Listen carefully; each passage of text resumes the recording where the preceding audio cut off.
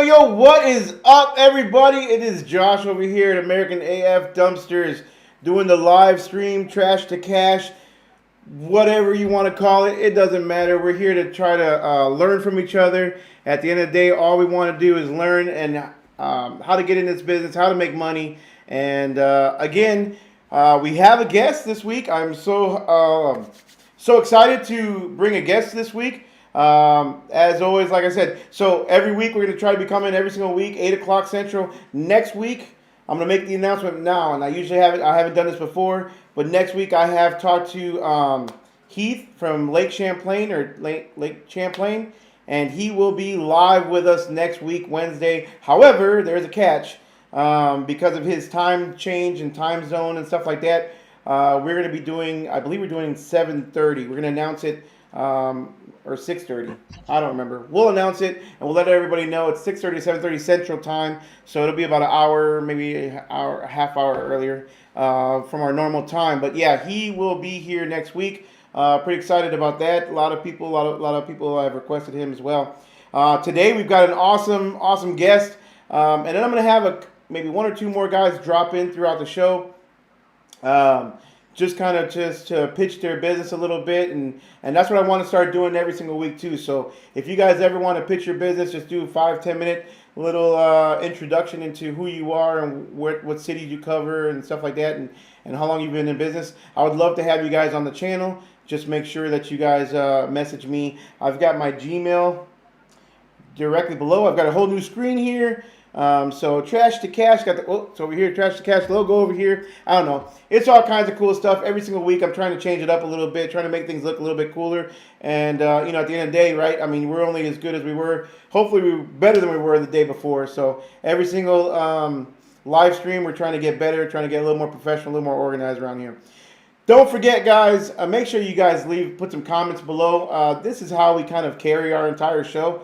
If you know me, and if you've watched any of my videos, I kind of just start blabbing away, kind of just winging it, right? So we do have an organized outline, but to a certain point, but also your questions kind of carry us through the entire live stream. So I see a bunch of you guys already chit-chatting on here. Let me just do a couple call-outs real quick, or shout-outs. But Life's Apprentice, what is going on, my man? Thank you for joining again. We got Junk Zombies, E-Money. What's up, brother, son? We got She Gets Real, Daniel, Patty. What's up, brother? Lots of you guys already on here. Don't forget, if you have questions, go ahead and put them in the comments below, and we will get to you guys as much as we can, and kind of feature you guys on here. So before you ask a question, if you're from Facebook, please just put your first name or company name on there, because Facebook, the names do not carry over for some reason on our live streams. I do see your names on YouTube though. But before you ask your question, just tell us what city you're at, if you're in business or not, and yeah, let's get this party started, y'all. So first and foremost, I want to introduce the man, the legend, the one and only Robert from the Hustle Nation. Let's bring him on. Say what's up, everybody, to Robert. Oh, we even got applause here, Robert. What's up, man?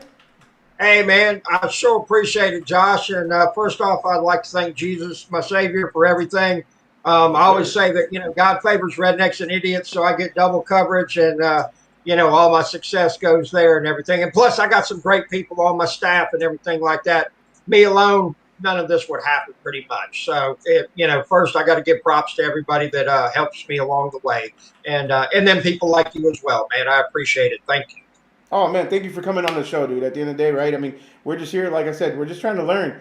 And in business, the only way we learn is kind of like either doing it ourselves or finding out from the other guys who've already been down the same path or been down the same road, right? So, Absolutely.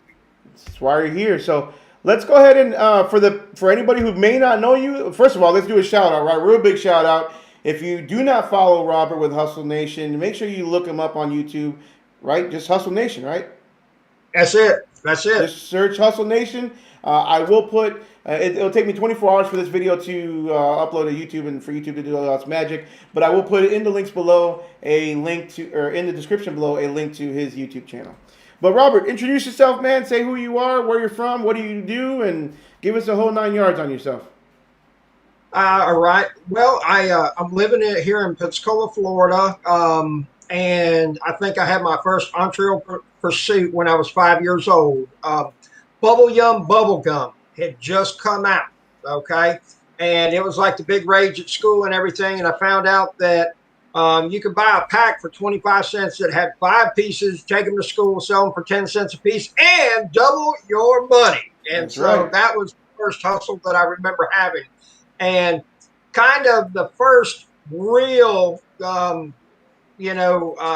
hustle that I got or business that I went into is I used to work for the cable company here. I got fired. I hugged my boss on the way out, kissed her on the cheek, said thank you. We're still friends today. I'm the only person she ever said, thank you on the way out the door after she fired. And I started a small grocery store. I'd never worked in retail in my life, and I never worked in groceries. When I did that, I emptied out my 401k. For some reason, I had this idea in my head. That's what I wanted to do. I wanted like a convenience store.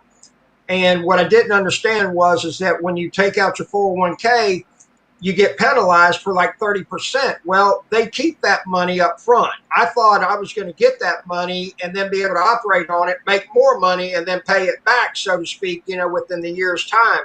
So we went into this thing, I think I was supposed to get 52 or 58,000 and I got like 38. So I was undercapitalized almost by, 30% when I started and whatnot. But I had that business for 3.5 years. I learned a tremendous amount. I learned that I never want anything with hours on the door.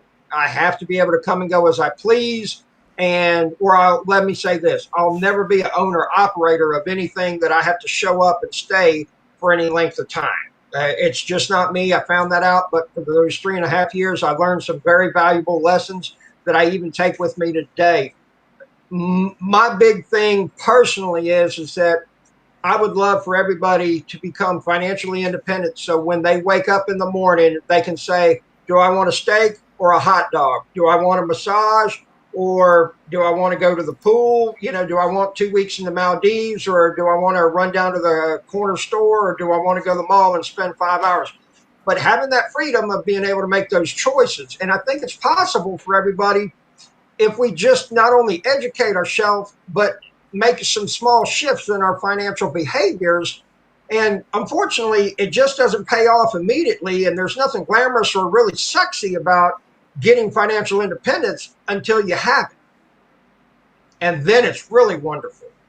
No, that's for sure. So how did I mean? So you have your own financial independence, right? Is that what you're saying? So you're right there, you're at that spot, but you're still working for it. At the end of the day, there's no ending, right? There's no That what's is your end exit goal? Where do you need to be at? Where do you want to be? what I would like to do is have enough passive income that I have 50,000 a month coming in. And that's what I tell myself that I'm going to retire. Everybody around me says you will never retire. I'll probably get to a point where I work 2 to 3 days a week, or, I have some businesses still going that I put management in place that, I don't have to be as hands on and everything. But that's kind of my number, so to speak, as far as with the real estate. That would take approximately 65 houses if they're all paid for, and that would be about 50,000 a month coming in here.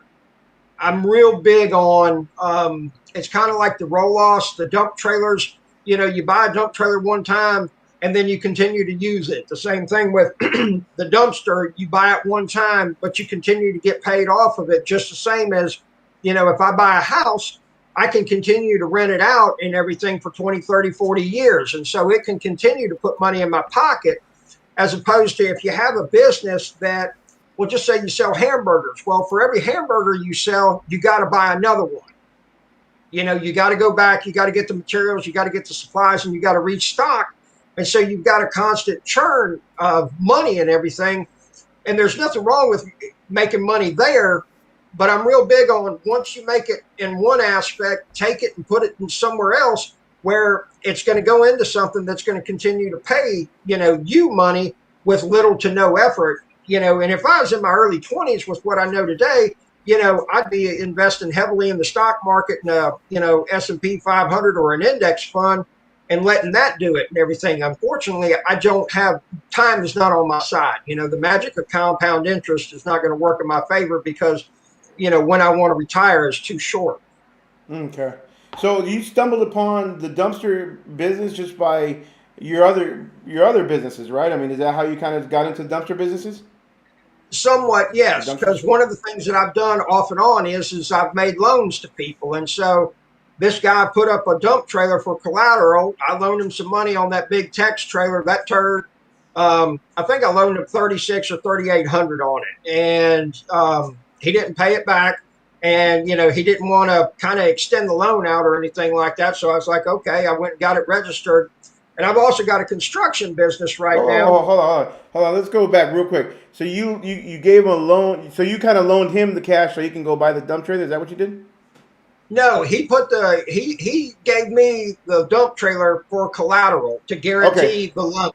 And so gotcha. that's how I got it. And I've got a construction company right now, two great employees. And so we use that dump trailer on a kitchen remodel.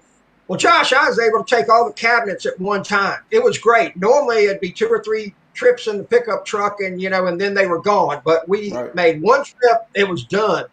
And then we did it again in the same month, same situation, kitchen remodel. And it was like, man, this is wonderful. Well, a month goes by and I'm looking at that trailer out in the yard, and I'm like, that thing's going to cost money, tires, grease, brakes, all that kind of stuff and everything. And I was like, I need to put this thing to work.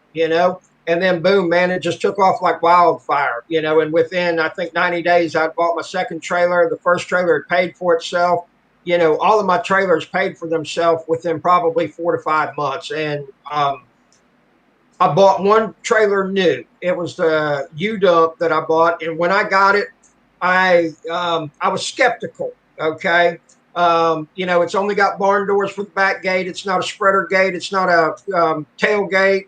But I will say this: that thing's had 14,000 pounds in it. And dumped it like a champ, man. Never strained or anything like that. And it's got the dual cylinders, that just telescope out, and that's it. It's not a scissor lift or anything like that.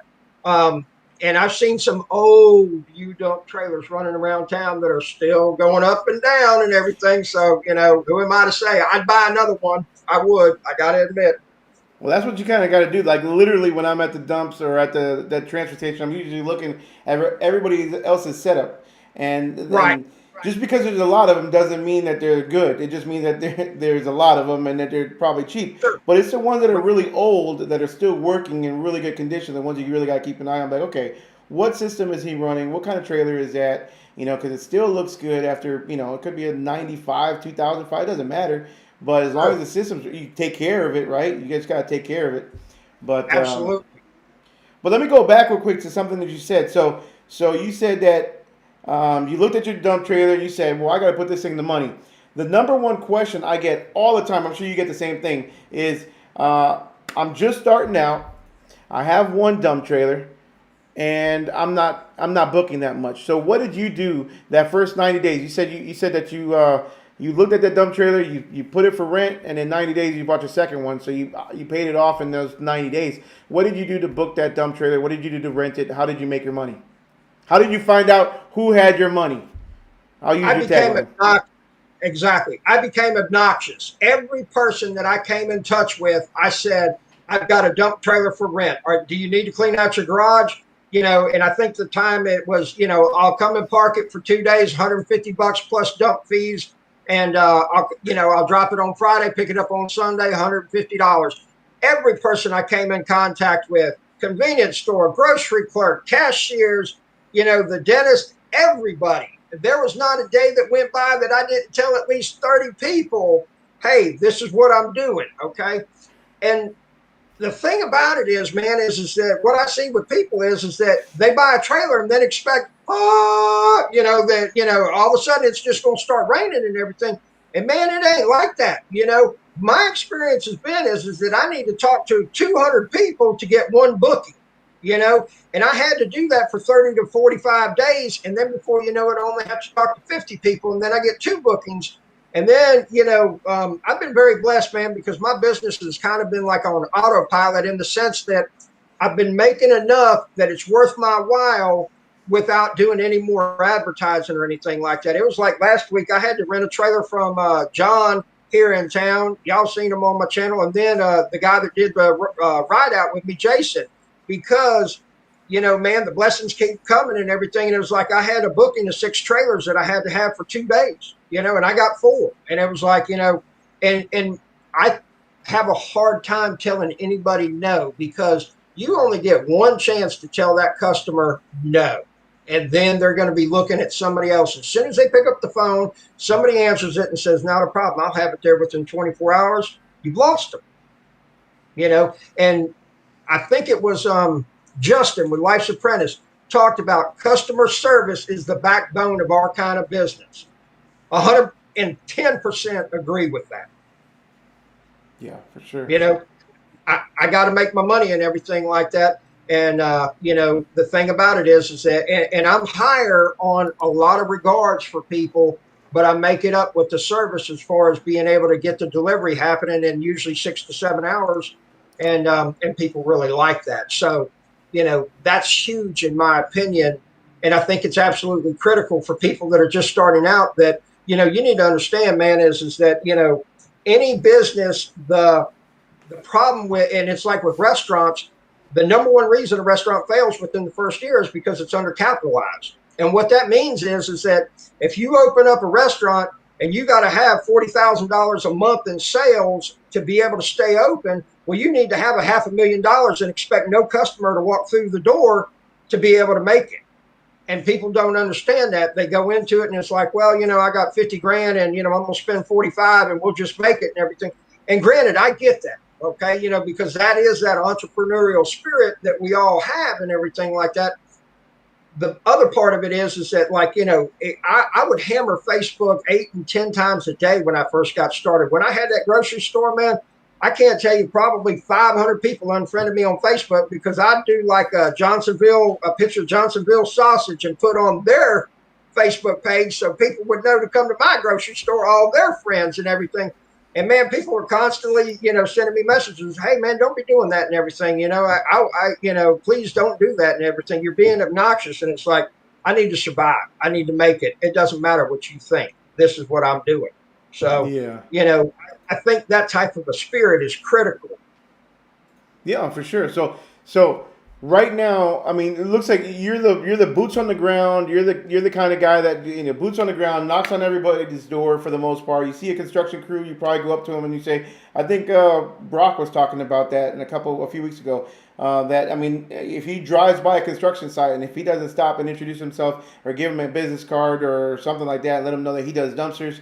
That's how he advertises, and that's great for some people. There's 100 different ways to skin a cat, is the way I always look at it, and I think that's a really good way to advertise, to get your name out there. But then there's also obviously the internet, right? And everybody wants to make money off of business owners, right? So at the end of the day, you Sure. got all these other businesses that are creating a business just by selling our services for us, right?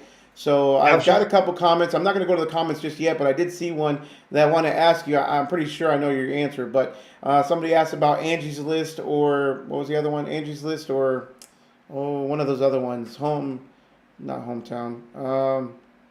I don't know. What do you think about Angie's List? Have you ever advertised on there? Would you advertise on there? Or any of those major companies that, Here's the thing, Josh, if you find success in that aspect and everything, more power to you, and God bless you for taking the step and everything like that. Personally, I haven't been in a position that I've really needed to get any more business than what I have. So I haven't had to use, and try to figure out, and get a Google rating and do the Angie's List. And then I think there's some others where you can buy leads from people, for $10 a piece or something of that nature, just like the business that you were talking about. Um, and so I haven't gone down that road with them at this point and everything like that. Um, I would say that, kind of my dump trailer hustle is a really good part-time job that I work 20 to 25 hours a week, and it's like the first 2 hours of the day and then the last 2 hours of the day. And then I'm doing construction, real estate, and, estimating roofs throughout the rest of the day and everything. And that's where it makes it, the average day for me is 14, 16 hours and everything. So, because when I finish up everything I got to do, then I'm calling the crews. Hey, do you need me to go pick up the trailer? Are y'all done yet? And everything. And so it works out real well for somebody with my type of schedule and everything like that. Um, I'm just very blessed, man, and I enjoy it. I really do. And I know I found some people to say they were surprised about this, but I'm not the most peoply type of person. I enjoy my solitude. I enjoy being by myself and everything. And so, I like people in very short doses, if that makes for sense. sure, I get it. No, I get it. So let me go back and answer that question on what my experience would be, right, as far as advertising. So Sure. to me, advertising is going to be, there's no magic pill, like I've said it almost every single week, but there's no magic pill, there's no magic bullet, there's no only one thing is going to make your business successful. You have to get yourself out in as many places as you possibly can where a customer is going to be looking for your services. Now, would I do Angie's List? No. Angie's List, I would not pay Angie's List. I would not pay Yelp. I wouldn't pay any of those major brokers either. What I would do is I do some Google AdWords. I do a good amount of Google AdWords, I won't lie. But what Robert's talking about is dead on, like boots on the ground, networking, and those are free, right? I got to pay for most of my advertising, but boots on the ground, networking, going to your local chamber meetings, hooking up with realtors. I believe I talked about it. I think I may have edited it out on one of my videos. But going to local realtors right now, the housing market is going to start booming. You already see a huge uptick in houses that are for sale, and for us residential dumpster guys, because at the end of the day, I mean, I was talking to Robert earlier. My dumpster is probably it's much easier to carry residential trash. It's much easier to deal with those customers sometimes than it is some of the construction guys. They make the dumpsters too heavy, and they're pretty demanding. I don't mind the dumpster guy or the construction guys, but residential is going to be. It seems to be probably 60 to 80%. I'd say about 70% of my business right now. So residential houses that are going up on the market, right? People want to sell their house before they put it on the market. They need to clean up all their junk, and houses that are just that owners have just moved into, that they're cleaning up stuff. So getting with realtors right now is going to be huge.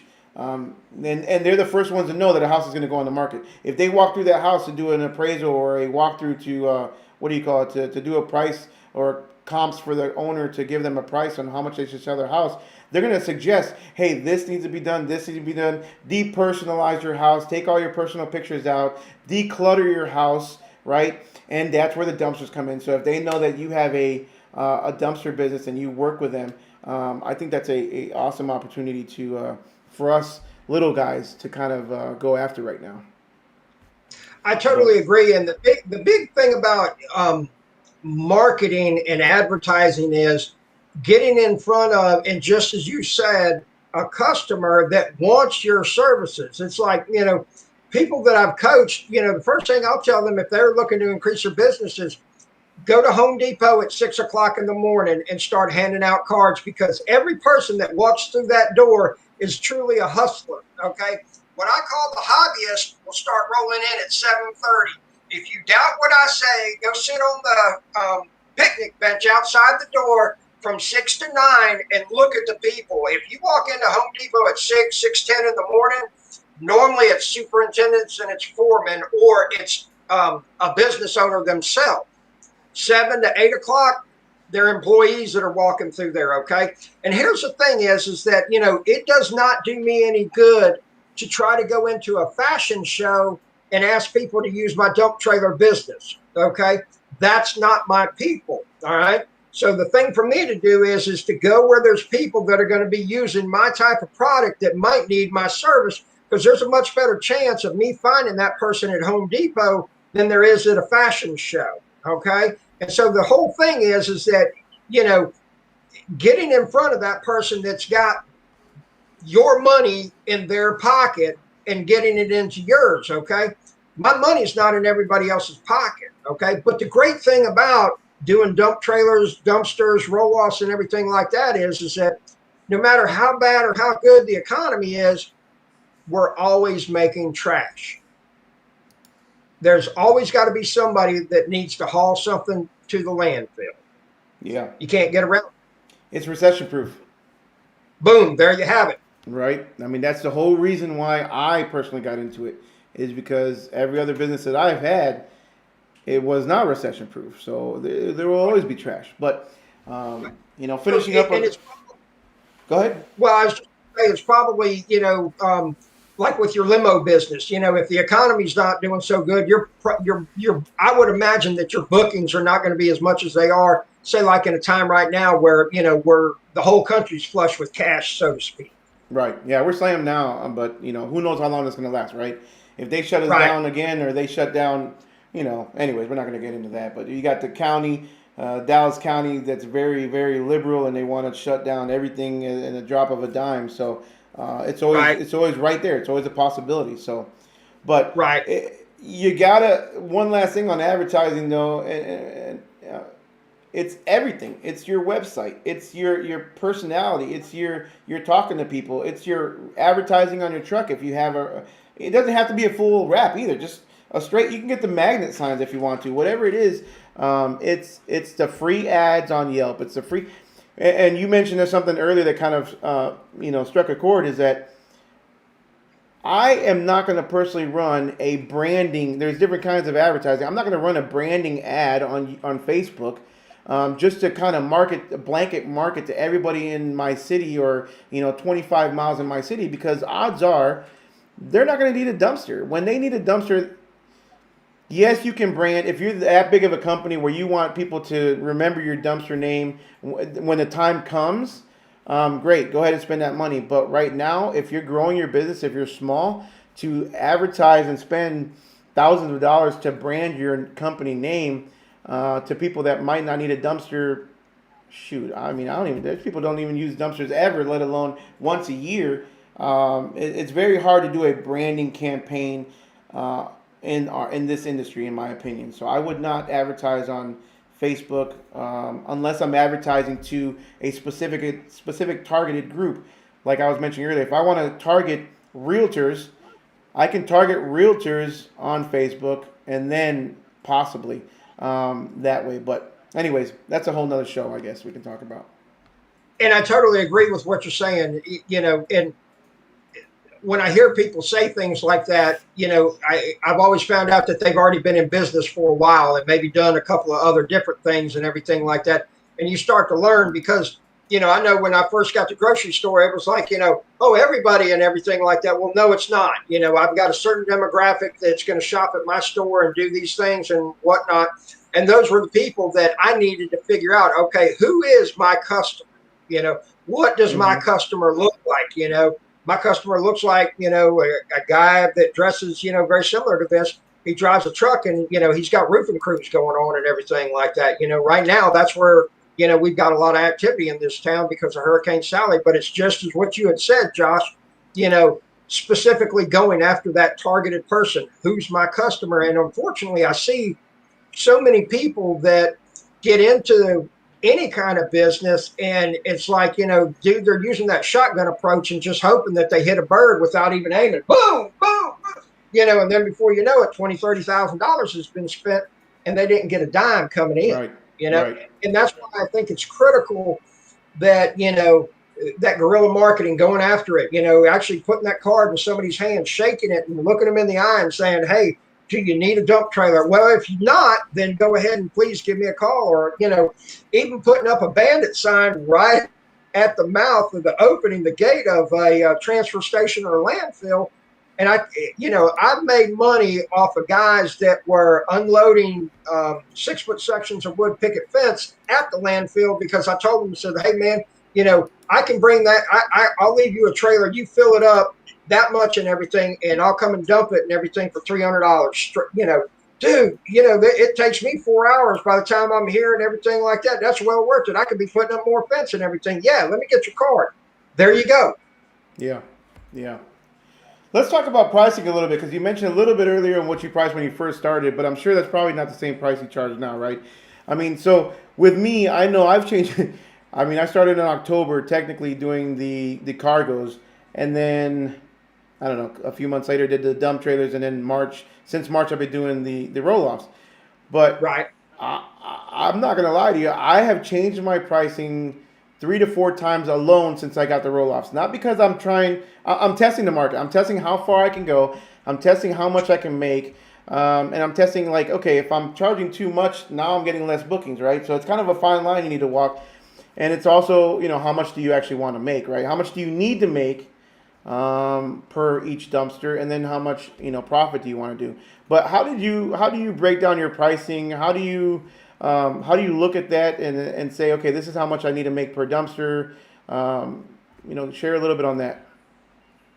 What I use for myself is basically is like with a roof, generally speaking, anything from 40 square and below, most average crews should be able to do a 40 square roof in a day and a half. Okay.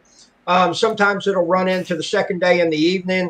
But for my regular customers, I'm basically at 225 for the trailer. I bring it, drop it, and then I'll pick it up within 36 to 48 hours. And then whatever the dump fee is on top of that, and I'm not sure the exact. Justin would be able to tell you a lot better than me, but I think square dimensional shingles is about 225, 230 pounds, and so if they say it's a 20 square roof, then I multiply 20 by 225, and that gives me how much the new shingles are going to weigh. Okay, Mm-hmm. but when you tear off the old roof, you got Eve metal, you got felt paper, you got old turbines, you got ridge vent, all kinds of stuff, and then you got to figure in that when the shingles get delivered, you got pallets, you got metal buckets of tar and everything like that. So I go ahead and add 25% to that number for waste, and then I divide that into how many tons. And my landfill is right at $50 a ton.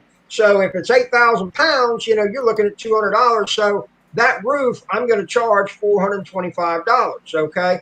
And then, I factor in if I got to drive more than 20 miles, and there might be some other things, that I have to look at with the situation. But generally speaking, the average roof is going to be, in that neighborhood and everything. And I found that it works well for me. The problem that I run into is that if I start going above that considerably, then I run into a situation where I've lost customers because of my pricing. Because there's the same thing that I think Jesse Mims talked about a couple of weeks ago about, people, starting out 200, then I see them at 175, 150, 125. And it's like, come on, fellas, there's no sense in getting out of bed for $75, That's right. And if we all charge the same amount, guess what? The trash is going to still be there. Okay. It's still going to be produced. And just because prices go up, nobody's going to say, well, I'm going to stop drinking sodas because I don't want a styrofoam cup or a plastic cup. And, I'm just going to drink, out of a glass and I'm going to carry that with me. It ain't going to happen. Right. Okay. And my experience has been is that if you're competitively priced in the sense that, if my price is within 10 to 15% up or down of everybody else, then there's no need for me to adjust my pricing. I'm going to have to adjust my marketing is what's going to happen there. And like I said, I just use like Justin's example about customer service. That by far, three things. They got to know you, they got to trust you, they got to like you to do business with you. You cannot be a jerk and get somebody to give you your money. It can't happen unless the only way you can do it is if if you're selling a $10,000 Rolex for $2,000, you can cuss somebody out. They'll pay you that $2,000, okay? But unless it's a circumstance like that, those three things have to happen in each transaction. And I also look at the long term with a relationship in the sense that has this been a good long term customer? When somebody starts out and says, "Well, I'll give you plenty of business," my response is always, well, let's try it at full price and everything. And if you do, 5 or 10 with me, then we'll go to some discounted pricing. Nobody ever wants to hear that. They want you to give it away up front because they ain't going to be coming back. Right. Right. What's your experience with that? Which part? Well, I mean, the pricing with other people. Where do how do you figure out your load, so to speak? So I don't concern myself with honestly. I haven't even. Okay, I'm gonna lie. I did check one time with one of the big guys to see how much it was going to cost me to get a dumpster at my office, right? So I pretended it was my office, da da da. And I mean, their price was, first of all, it was confusing. Like there was so many different fees and so many different pricing structures they had, and if I do this and if I do that, and it was like it was a contract, of course, they sent me, but the price was just insane. And then I called one time. I called Been There, Done That, because there's a lot of those guys in the area, and they're more reasonable, but they do a lot smaller cans and stuff. But at the end of the day, what I started doing is I say, okay, I need to profit so much, and if I want to profit 30 to 35% or 25 to 30%, whatever I want to be at, then I have to say, okay, this is what's going to cost me in fuel. This is what's going to cost vehicle. You break it all down, and I want to make a healthy profit. So, but my issue has been maybe I'm making too much, and maybe that's why I have several cans sitting at the office right now. But again, what I said in my last video, I feel like right now it's not as busy as it was obviously during springtime cleaning. Everybody wants to clean. I am doing a lot more houses for sale now. It's starting to pick up a little bit. And if I remember correctly, last year, right before Thanksgiving, I know we were booming, although booming for me at the time was having, 2 trailers out all the time.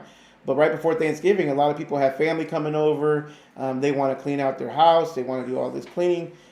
So it really picks up, in my opinion, around here right before Thanksgiving. So I believe the month of September, October, and November hopefully will pick up a lot more right now than middle summer, 105 degrees, 110 degree heat index, and all that stuff. So, anyways, I've got somebody in the waiting room. We're gonna do our first guest. First time that we've had 3 guests at one, or 2 guests, 3 people on one time on a live stream. So it's kind of cool. He is a up and comer. We're gonna get a little bit of story off of him. I don't know how long he's been in business, but I know he's got a cool truck, and I want him to talk about his truck and what he did. So I'm gonna bring him in. His name is Bryce Cunningham with Pro Deconstruction. Give me 1 second. Let's bring him on in and let's welcome here. There we go. Look at that. What's up, Bryce? What's going on, Josh? Welcome to the channel, man. What's up, man? How are you? I appreciate it. I am doing great. If I was doing any better, I wouldn't be able to stand it. There you go. Boom. Rob, have you seen any of Bryce's videos? I have. Yes. Okay. Bryce, introduce Awesome. yourself, man. Introduce yourself to the channel and everybody watching, and let them know who you are, and plug your YouTube channel on there too. All right, sounds good. Well, so my business is Pro D, so it stands for Professional Roll Off Dumpsters. I have been in business since December, so this December it will be 1 year. You can check me out on YouTube. I've got a couple videos up already, and planning on a couple more. So be looking out for those. I started out with 4 dumpsters, so I bought a package from Max D. It was the gooseneck trailer and 4 of their 15-yard dumpsters or 14-yard. Um, and You said the then Max D, right? yes, sir. Yeah, Okay. I run Max D. And then I have one dumpster that it's an East Texas trailer dumpster. It was just a cheap dumpster. I needed one, couldn't find one. They had one. So went ahead and grabbed one of those. But I have 7 dumpsters right now, and keep them fairly rented out. So I also do demolition work and junk removal. So that's what I'm doing on my off times when I'm not loading a dumpster up, dumping it, all that good stuff. Nice. So you took your Max D trailer. Now, if I watched your video, I almost fell there. If I watched your video correctly, you took your Max D trailer and did you break down your trailer and then put it onto your truck chassis? So not exactly. So basically, I still have my gooseneck trailer, Okay. um, but I took it to a local guy. He pretty much just looked at the trailer and replicated it. So built it from scratch straight onto the truck, um, and so pretty much just replicated it. That way, I could do the cans on that truck, and it's universal, so I can do. I've done Lone Star, PJ, Max D. I can do pretty much all of those on that truck. Nice, Good nice. Now, thinking. Good thinking. so you're And so, using your roll off still, your roll off trailer still as a kind of backup, or yeah, so that truck is a 4500, so obviously it can't handle super heavy loads. So if I get a heavy load, like I actually had one a couple days ago, the load was 15,000 pounds. So we know that that is a no no, and we don't want that. But I had my trailer, so I picked it up on the trailer. And yeah, so pretty much I use my truck for most things as long as they're not going to be heavy. Because with the truck not being able to carry heavy loads, I don't carry any dirt, brick, concrete, anything like that on the truck. I use the gooseneck trailer for that. nice. Okay. Cool, guys. Any questions for Bryce here? Shoot it down below. I'm go ahead and put those up. But I don't have. Let me see here. I don't have a way to do it. But yeah, check out his YouTube channel, Pro Deconstruction. So you got a 5500. What is it? A Dodge or a Ford or Yeah, so 5500 Dodge? I've got a Dodge 4500. So 4500. if I could go back, I would definitely get a 5500 because obviously it can carry more. And there's only been 2 occasions where I have popped a wheelie with the truck and couldn't end up taking a load with the truck, but obviously that could be minimized if I had a bigger truck. So on the live stream, I think it was last week of the week before, you were talking about. If you could go back and change things, or it might have been on one of your videos, what you would do differently. Obviously, we learn stuff as we go, so I would have done that differently.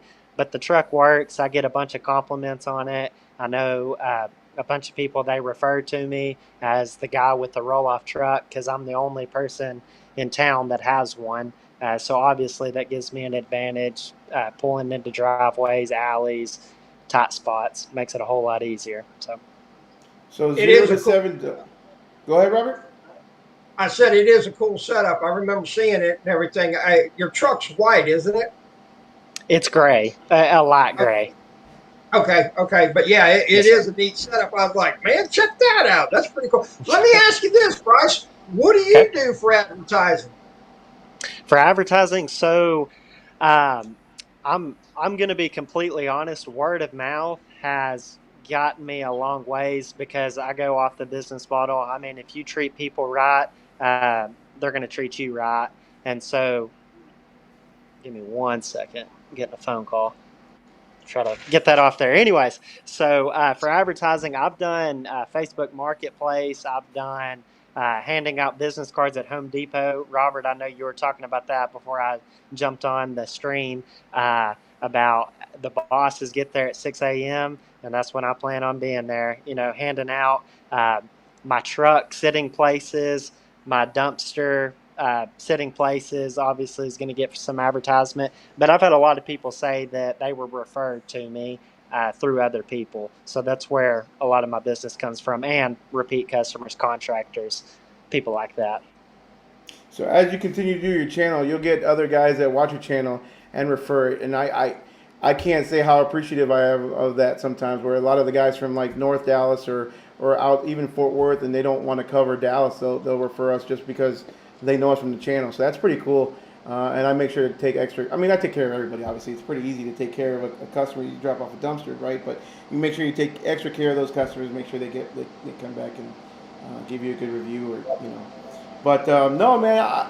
Again, so what area? Where do you cover? What city are you in?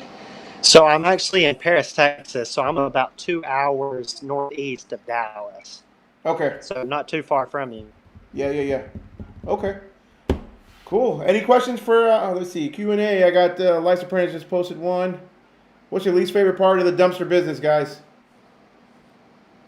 Robert, go ahead. Flat tires, nails in my tires. That's got to be the worst part. That was one of the questions that came through. We'll talk about. I'll put that here in a minute.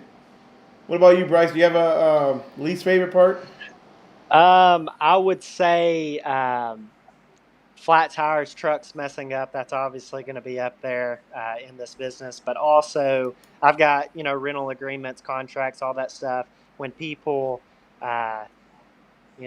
choose not to listen to what you try to tell them about overloading and stuff like that. So that would probably be least favorite part, is just miscommunication. It's hard not to take it personal, right? I mean, especially when we spend all this money, it's really hard not to take it personal. But these guys, the customers, they don't do it on purpose. I mean, they don't realize, that they think like a lot of, even some of the other dumpster guys on the YouTube page were giving me a little bit of crap because I posted the picture of that dumpster that had paint all in it. Well, yeah, it's a dumpster, but at the end of the day, first of all, I don't want paint, damaging someone's driveway, and I don't want the paint, spraying somebody down the freeway. So, but to me, to answer that question, the worst part is going to be the unpredictable wait times at the landfills. It's really hard for me to try to get over that, because I could go in and out and be in and out in 15 minutes, or I could spend 2 hours, and it doesn't matter what time of day. I definitely don't go at lunch at noon, because apparently the main landfill here closes between noon and 1, or 11 and noon, something like that. So, but that's going to be my biggest one. Sure. You got tires here. Somebody asked about tires. You guys mentioned tires. What do you guys do to try to prevent it? I mean, other than get good quality tires. I have 14 plies. I know I can go all the way to 16 plies on my dump trailer. But I have 14 plies on my dump trailer. I have at least 2 nails right now on one of my tires. I got to get fixed probably tomorrow. And I got a nail in my truck. It's not causing a leak. But what do you guys do to try to prevent it? Anything? When I'm at a job site, 80% of my business is with roofing companies. And so I have a magnet that, and it's not the $10 Home Depot. I went to a roofing supply, bought the $80 magnet, and I go around the tires. But I have found that when you park that trailer, and then as they're throwing shingles in there, nails bounce, okay? Yeah. And then afterwards, they use a blower to blow what's left over and everything. Well, what happens is that nails will get right up under the crack of the tire where it meets the pavement, okay? And so I got to go under there. I get on my hands and knees, put my head to the ground, and look right there to get those nails out. The other thing you got to do is look on the inside of the sidewall, because, we got these what we call simplex nails. It's got a square head on it, and so those will get right up underneath that sidewall, and because of the weight of the trailer, they start to squish out and everything. And so as soon as you drive off, it punctures it. And dude, you wouldn't believe, my tires have probably gone down 70% as far as my cost, because I started getting down on my hands and knees and looking like that, to try to catch those so that I'm not driving off and everything. That's what I'm doing. So Dan Jensen put not getting paid. Man, if you're not getting paid, that's a real big problem. I haven't, knock on wood, I haven't had that problem because I'm prepaid before I even leave. I don't know about you guys. Yeah, I wasn't always prepaid, but it only takes one. That's what they say. And I had one lady that she didn't want to pay and ended up getting the money. But then from then on out, I was uh, very adamant about getting the money up front. Yeah. Credit card on Yeah, file. I'm prepaid as well. I sent them, today somebody called about a load of dirt, and within 10 minutes, I had them an invoice sent in their email that they could pay with debit card. And I always stress to the customer, to get on the schedule, you have to make this payment. This is how I keep track of my reservations. If you don't pay it, you're not there. If you take 2 hours to pay it, please understand my phone rings constantly. So that booking that you're looking for that I told you was available, if you don't pay it immediately, it could possibly go to somebody else. And I've had some customers get mad, but it was like, you had the opportunity, and I asked you, do you understand what it is that I'm saying? And they were like, yes. And I'm like, okay, and you can only do so much. Mine, obviously through our system, in not the plug, but Docket and DRS both do it. But you want to, I always have to send them an agreement. They got to sign it and they got to enter in the credit card information. Without that, yeah, it's definitely not confirmed. It's just a quote. Right. Bryce, I'm asking one quick question, man, and I'm gonna let you go, man, so you can, do whatever you gotta do. But Do my thing. one from 0 to 7 cans since December. Is that what you said? That right? 0 to 7. Say that one more 7 time. cans. I said 0 to 7 cans since December, correct? Yes, sir. So, what do you think? What do you attribute your growth to, and where do you see yourself a year from now? Okay. So, okay. Sorry, thinking about how to Put you on the answer spot. it. So I would say what got me from 0 to 7 cans is contractors, so repeat business, so builders, remodelers. Obviously, kept them rented out, so I had to get more dumpsters. Super blessed. I'm definitely giving it to God. That's the reason I am where I am. But right now, trying to get more dumpsters because, like I said, right now I've got all 7 dumpsters out. I actually had to borrow a dumpster from somebody else that does dumpsters in Paris. Um, and so I need more dumpsters. I just can't get them right now. So I'm saying the next couple months, I'd like to have 15. Um, keep growing. I know that you just got some more dumpsters, Josh. I think it took a long time for you to maybe get them, but yeah, I mean, a year from now, uh, be honest, I'd like to be 30, 40 cans. I'd like to keep growing. I know you've talked a lot about exit strategies. I'm 21 years old. I don't really, exit strategies aren't in the future very near for me. So I want to grow it. And then, when the day comes that I need to slow down or whatever, uh, I'll make that decision. But as of right now, I want to keep growing it. I'd like to be, like I said, 30, 40 cans next year in the next few years and keep going. 21 years old. I got a pair of socks that's older than you are, man. Boom. Come on now. Hey, Bryce, I want to thank you for coming to the channel, man. You're an inspiration to a lot of us, man, and a lot of the guys watching. And I hope you keep on with your YouTube channel. Keep doing what you're doing. Pro D Construction, right? Pro D Dumpster. Yeah, What is Pro it? D Demolition and Dumpsters. There it is. Pro D Thanks, Demolition and Mike. Dumpster. Follow them on YouTube, guys. Bryce, Thanks, again, man. man. Oh, we got the applause back. I don't know how we got applause back. That's an applause for Bryce, man. Thanks for coming in again. All right, man. Rob, we're going to finish up with some questions, all right? How's that work? How's that sound for you? Fantastic, man. We'll knock them out pretty quick. I want Knock to 'em ask out. you a question. Oh, you asked me? Okay, go for it. What 3 things do you suggest to somebody that's just going into business for themselves? No matter what the industry is. Whatever industry. Doesn't matter. Do your Business is homework. business. Okay, Number doing your one thing homework. is do your homework. Research whatever industry you're going to get into. Eat, sleep, dream about it.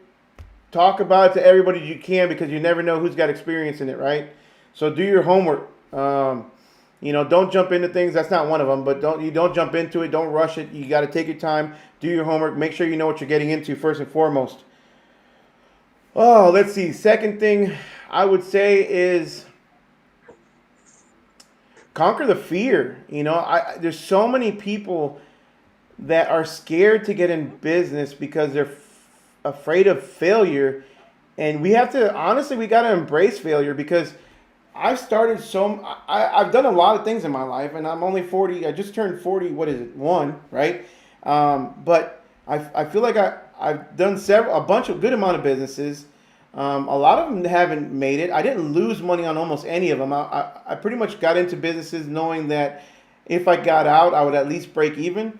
And there were some businesses that I love more than others, and I would go back to doing kind of like the soccer business. I would love to get back into the indoor soccer business eventually, something bigger, something better. But research. Do not be afraid to jump in the deep end because at the end of the day, it's a lonely world being a business owner, and it comes with its tribulations, but it also comes with a lot of freedoms and a lot of just a lot of benefits that outweigh the bad stuff. And then number three is always feed the beast. At the end of the day, like somebody's always one of the questions in the comments I believe I have highlighted to go to in a minute, but is how much are you paying yourselves? I'm not. I pay myself as little as I possibly can to have a decent life for myself and my family, and the rest of it goes 100% back into the business. I don't. I drive my work truck. It's just. It's just you're always putting the money back into the business so that the business can grow versus taking the money and going on vacations and showing off for YouTube or Instagram or whatever you want to do and make it look like you got money when your bank account's sitting at $20 or you got your negative overdraft. I've been there too though. Don't get me wrong. I've been there. When I was Bryce's age, 21 years old, I also had a business at the time. I didn't know what I was doing. I didn't do my research. And I got in a huge hole with the IRS. Huge debt that took me years to overcome. So do your homework. Don't spend that money. Invest it back in your business as much as you possibly can. Bryce, if he's single, not married, no kids, I don't know his personal. I would be living in a 1-bedroom apartment. I'm sure they're more expensive than they were when I was younger, but $500, $750, $1,000 a month, whatever it may be, and eating ramen noodles until you actually until you actually make it, at the end of the day. So those are my 3 things. Hopefully I answered them. Nice, man. All right, so let's go with cameras. Robert, what camera do you use do you use any cameras to back up your trailer? No. These things right here. The mirror's on the side, baby. That's it. I tried the camera and I used it 2 times and I ripped the thing off and I cut it and I threw it away. I still have the screen, but it just doesn't work for me. You've got to just be able to back up the dumpster and you'll get used to it after a while, but camera doesn't help. The cameras do help in the factory ones for the bumper pulls. I would admit that. Right. Let's see here. Life's Apprentice. Justin, man, who has your money? I can't hear anything. As an entrepreneur, this is what you need to think about. I got the Minion Dumpster Workhorse wrapped a week earlier than planned. Brian, I want to see the pictures, man. Email me. Send it to me through Facebook. I definitely want to see that.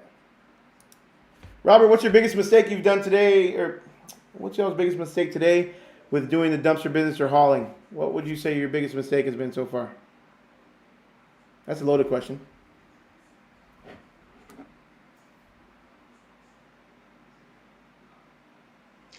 I would probably have to say it has been not.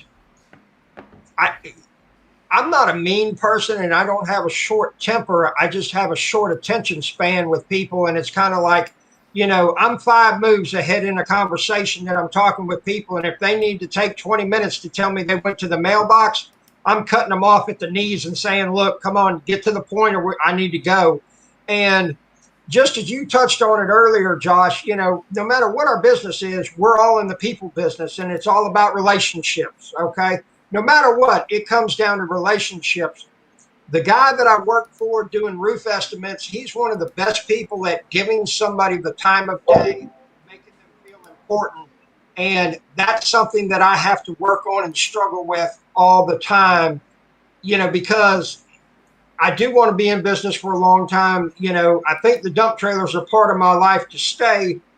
And so if I was to grow that business and say like I did get into roll-offs, or if I, got into like a front loader as far as doing, dumpsters on, commercial locations and things of that nature, all of those are through relationships. The people got to like you. Well, if I'm cutting them off at the knees, they don't like me.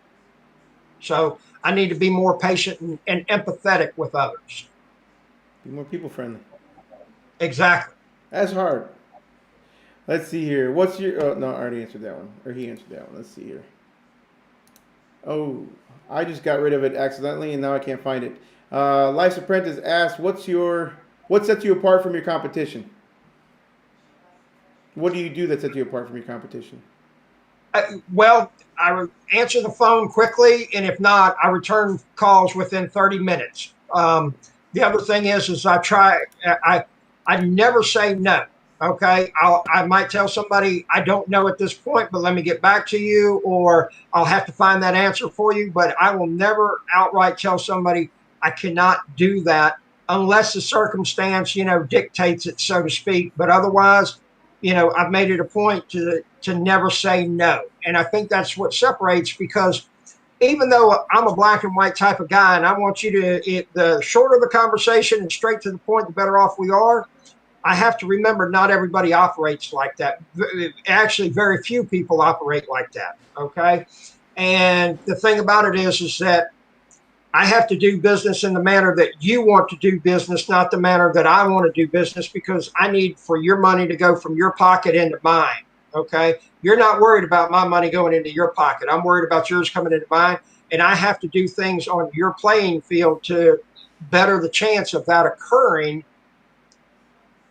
And one of the biggest things that I could tell anybody that's going into business is you need to study human nature and how people are, because that will give you a leg up above your competition, because chances are they're not doing anything to study human nature.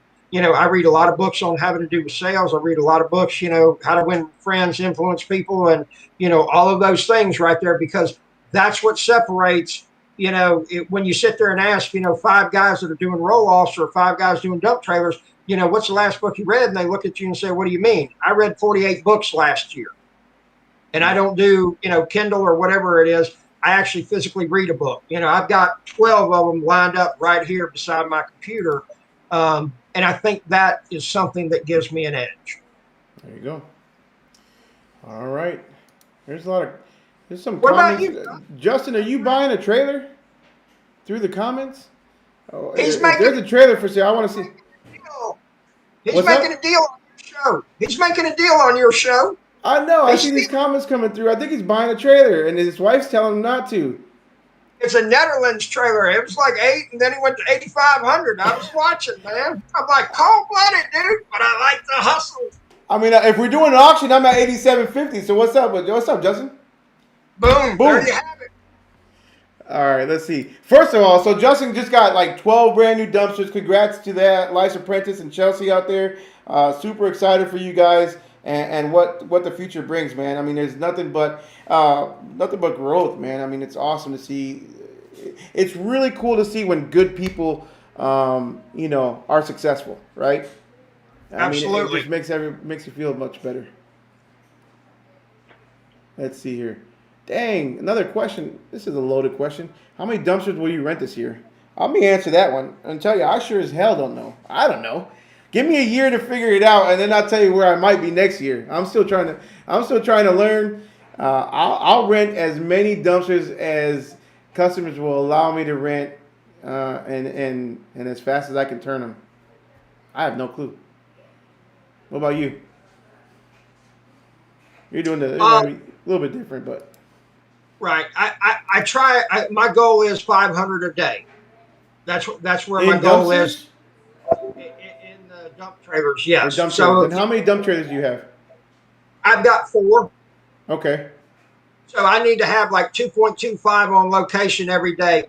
And my experience has been is if you're going to run four trailers, you need to have five. Or if you're going to run three trailers, you got to have four because you're always going to need to have one in a transition, especially like with doing the roofing crews because I got a full trailer on location, but that roofing crew is going to be going to a new house tomorrow morning. So I've got an empty trailer at the yard. We'll load it with shingles. I'll put it on location about 6:30, then go pick up that full trailer and get it dumped and then get it back because loaded trailers don't make money. That's right. I can't stand taking a loaded trailer back to the shop. Exactly. I can't And stand it.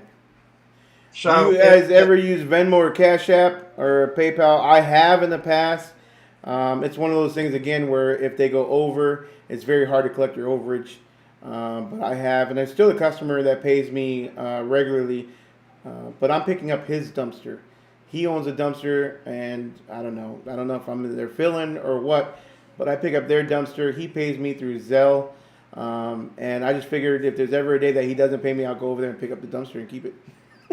Let's be honest. I'll just keep it until he pays me. So I mean, he doesn't have, I don't know. Maybe that's my hey man, security guy. that's the best money when you're using somebody else's equipment. I That's know. what I don't mind at all. I don't mind at all. Let's see what this guy. I don't have a name here, but when using roll-offs, would you keep one dump trailer for convenience or customer requests, or go 100% roll-offs no matter what? Roofing seems to work best. Oh, so I don't do that much roofing. I did when I had the dump trailer. I think it's much easier to do a roofing with a dump trailer. I sure as heck don't want to take a 20-yard dumpster to a roofing job. Um, so I don't know. I definitely I wouldn't keep a dump trailer standing by just for convenience or request. I mean, a customer's request is that they need a dump trailer, so I'll book it as many times as I possibly can. Let's nice. see here. Oh, here's Conrad. You gotta get at me about that. Don't listen to Justin. Let me see here. What else do we got? I got an easy question here. I can answer this in 2 seconds. Is my Dodge gas? Yes, it is. It is a gas 2500 Hemi, and I don't mind. I saved $10,000, Robert, in not going and buying a diesel. I haven't regretted it yet. It runs just as good and it hauls like crazy, so I don't mind it at all. I tell you what, man, if my gas burner did not, if the engine did not go kaput on me, I would still be doing it because I've had 15,000 pounds behind the trailer in the trailer. Okay, so you got to figure that's pretty close to 19,000 pounds behind that truck. I'm not going to tell you she liked it. She did strain, but she did pull it. And, Mm-hmm. like I said, man, if I could have had that truck with 410 gearing on the rear end and the transfer case, I think it would have worked fine, except for having to do with the motor. You know, Yeah. and there's somebody, I forgot the guy's name, real knowledgeable fella. He's got Chevy's four-wheel drives, 2500s with the 410 gearing and the 6.0 motor. And he says he does find, regularly 15,000 pounds on the trailer and everything. He said, I do go through transmissions quite often. He said, about every 2 years I'm doing the transmission, but my maintenance expense versus a diesel, that offsets the cost having to do with the transmission. So it's half a dozen, one or the others. Yeah. Yeah. CFL Dumpsters, what's up, buddy? So he is his Q&A on an average month. How many rentals are you turning, and what is your profit margin, bro? Like I said earlier, I can't even answer that question to be honest with you, and I'm gonna tell you why. It's not because I don't know my numbers. That's number one. I really don't. I'm waiting on I'm gonna have so on my 6 months. I'm gonna go over everything. I'm gonna print all the reports and go over everything that I've done. all my expenses. But I'm not looking at it on a monthly, only because it's really hard for me to do it on a monthly basis. Number one, it's because I keep growing. Right? I literally, I mean, you know, 3 months ago I had three dumpsters, and 4 months ago I had six, and then or whatever 2 months ago I had six, and then now I have 12, and three of them or two of them I think are still sitting over at Keystone. I haven't even picked them up yet. So it's just really hard for me to kind of tell you what I do average because I'm constantly changing. So I haven't had any steady history there yet. So give me some time, and I'll definitely get you my numbers. I'm gonna do my 6 months here at the end of August, mid-September. That'll be my 6 months, and it's gone down. Like I said, it's gone down. I'm not doing as many turnarounds as I was when I first got my roll-off package, and that's mainly because, in my opinion, when I first got my roll-off trailer and my package deal, it was right after our ice storm, and everybody and anybody that had a dumpster was rolling and getting them booked. So it definitely died down a little bit since then, but I'll get you my numbers. Robert, would you happen to know like what your average monthly rentals are? How many you're renting out? Generally speaking, I think it's going between 8 to about 13,000, but you got to figure that probably 5 to 6,500 of that's going to be in dump fees. Unfortunately, I don't keep real good track of that, because my construction business and my dump trailer, goes into the same account and everything. I know the source of what the payment is and what it paid for, but the exact amount and everything like that, I don't know. And so I know what the dump trailer money is and everything, but I'm not real good at keeping track of, what it is I'm spending on tires and everything like that. I'm more of a fly by the seat of your pants type having to do with the dump trailers. I just know that, every time one rents, it's almost like a 1.5% return on the investment. So that means that you only really have to rent it about 60 to 65 times, and then it's paid for itself. And now you're totally in the profit right there. And there's not a whole lot that you can come across that every time you use it, you get 1.45, percent return on your investment. The roll-offs are even better. Well, Robert, you're technically, I mean, you're not even, I don't even know how to, I don't mean it in a bad way, but you're not running your dumpsters as a separate business, right? I mean, you're doing it really as a side hustle. Yeah, exactly. I Okay. am a part-time guy. This is not my sole, source of bread and everything like that. I run it 2 hours in the morning, about 2 to 3 hours in the evening, and then the rest of the day I'm doing other stuff. Right. Okay. Okay. I just wanted to make So sure that, uh-huh. Go ahead. if so, what I was going to say is if somebody, just did dump trailers, and they were able to, do, 5 to 8 a day as far as, pickups and drop offs, yeah, $1,500, $2,000 days, should be easily obtainable. I mean, I've had a $1,400 day. I'm not going to tell you I didn't work for it that day, but it was done, and that was all profit, so to speak. That was not just the gross. That was the net right there. I had a number of dirt deliveries and stuff like that, so it worked out well that day. Gotcha. Okay. I'm getting a little tired here, so we're about to wrap up here. I got a couple more questions, and then I'm going to take off. I'm going to have to end it. So Q&A, how many dumpsters is enough, and how many is too many? I think that question's for Justin, not us, right? I mean, he's the one Yeah, over there yeah. he, completely blowing up at the seams or whatever. I mean, Justin, you tell us how many dumpsters is too many. It's almost like an addiction. It's almost like going to the casino and you're trying to play that blackjack and you're just constantly, it's just, you want to get as close to 21 as you can. And, but yeah, keep hitting me. Keep bringing more dumpsters. As long as they're moving, as long as they're rolling. So right now, like I said, I've got dumpsters sitting. I am not going to be buying it. And my plan was to buy more. I am not going to be buying any more dumpsters until those dumpsters start moving on a regular basis. So, I mean, and if that means my goal is not met by the end of the year that I set months ago, then that's what it means. I'm not going to be stupid about it and just buy dumpsters just because I can say I have 25 dumpsters or 20 dumpsters. If it's not a smart business move, I'm definitely not doing it. All right. Josh, do you use Docket? And if so, what are the pros and cons? We've talked about Docket and DRS. I am currently using DRS. and definitely just a quick, brief overview. Docket, in my opinion, is awesome if you're probably 0 to 10 cans, give or take. And if you already have a website, they're great, and I've got a link below that'll get you an extra 2 free. So the good thing with Docket is you can get a free trial period. So 2 extra free weeks, I believe it is, in the trial period. But I do use DRS because I wanted the website and the online booking. So they built my website. Chelsea, Justin's other half, better half, says, do you ever plan to separate your dumpster business from your construction business? I think that's for you. You, Robert. That I don't know, Miss Elliott. It's going to have to do with if I get more serious about the dump trailer. If I end up buying a roll-off setup, then I will. I'll make it as a separate entity so that the money, I can keep better track of it and everything. Because I'm a firm believer that Tillman Fertitta says, know your numbers, and with it only being kind of like a part-time gig, the precedence for me, the urgency of knowing my numbers exactly is just doesn't have that big of a payoff, and so I don't do it. If I go heavier into it and everything, then yes, I will be separating them, and they're going to be 2 separate entities totally.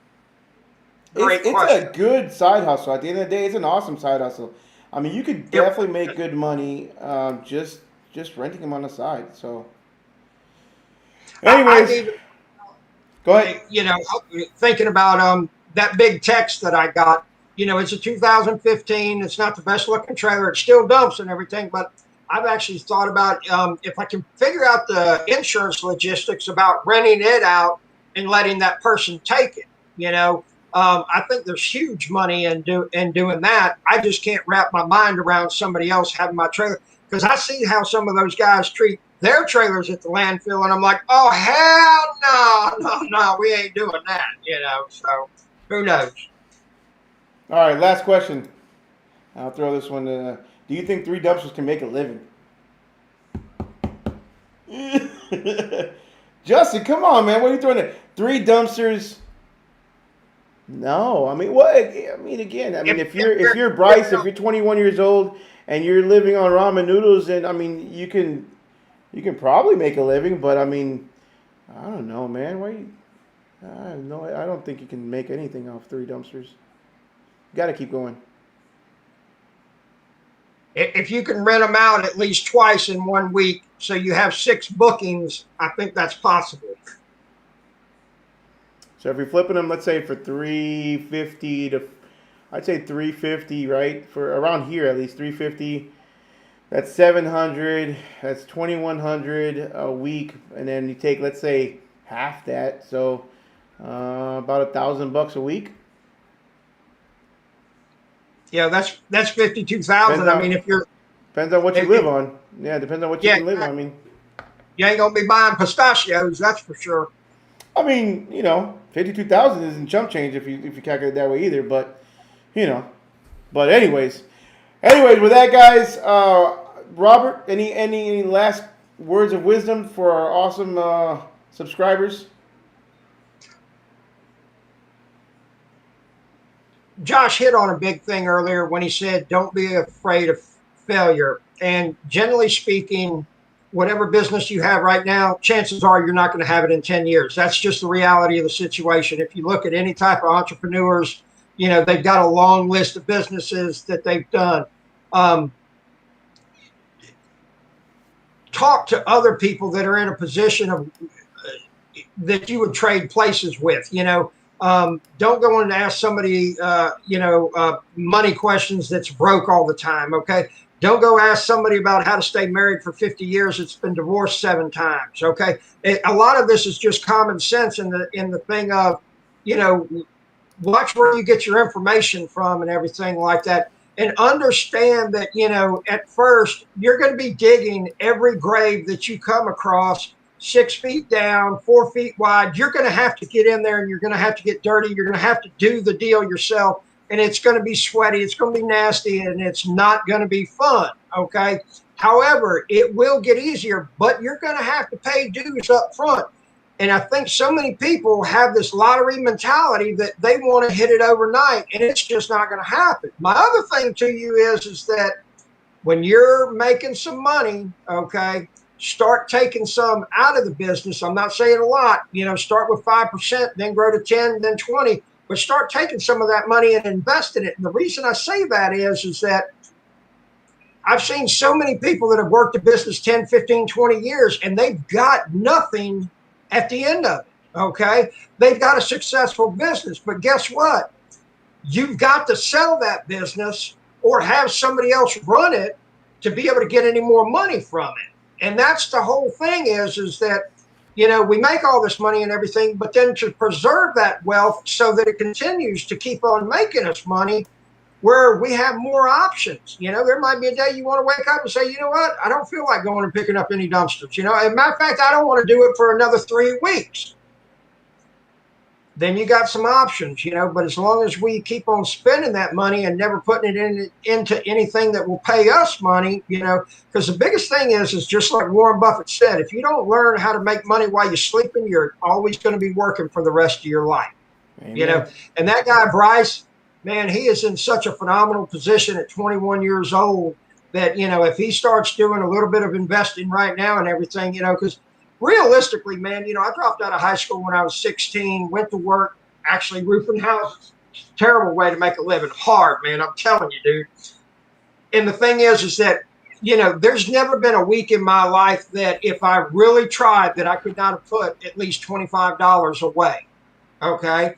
And right now, me at 50 years old and from 16, you figure how many weeks there is through that time and everything. And at $25 a week, and we'll just say a return of 6.5%, 7%, I'd have a really nice chunk of change right now. Yep. And the whole thing is that, you got to do that. And so many people, oh, I'm going to do it tomorrow. I'm going to do it tomorrow. Well, the best time to plant a tree was 20 years ago. The second best time is today, Right. And that's my thing, just like, and you, I watch you and I watch your hustles and, you got more than one thing. Before we get off, I want to know, what all do you do? Well, now currently? Yes. So currently is just the limousine business. I'm going on 15. It'll be 15 years in August. So right now we're hitting the 15-year mark. I've been in business since 2006, 2007, 14 years. I can't do my math. 2007. So 14 years. Started off with 2 limos, and then we've grown. 2 sedans doing airport transfers, and then we've just kind of grown ever since. And that's really it. I mean, I do have a couple properties that I've invested in, and I am looking at possibly getting into the Airbnbs, but I think I've missed my time there.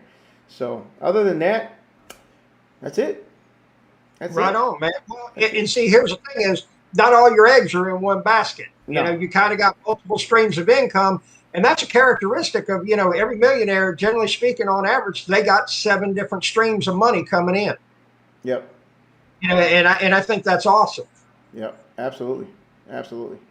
So, anyways, guys, thank you all very much. Huge thank you to Robert with Hustle Nation. Do not forget to make sure you go over to his channel, like, subscribe, smash that notification bell so you get notified every time he posts a video. And thank you all for joining us.